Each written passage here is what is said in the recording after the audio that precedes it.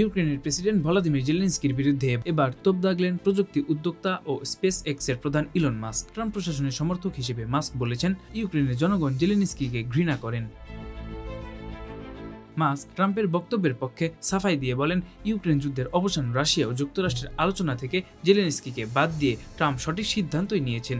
20 ফেব্রুয়ারি সামাজিক যোগাযোগ মাধ্যম এক্সে মাস্ক এই মন্তব্য করেন।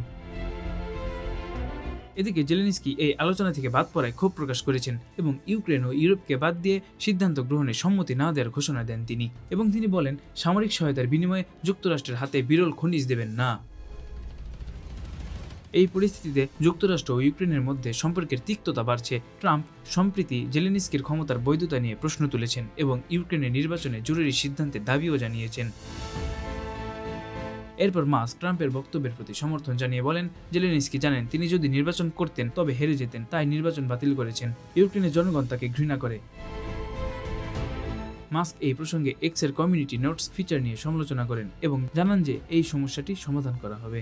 Desk report, metro TV.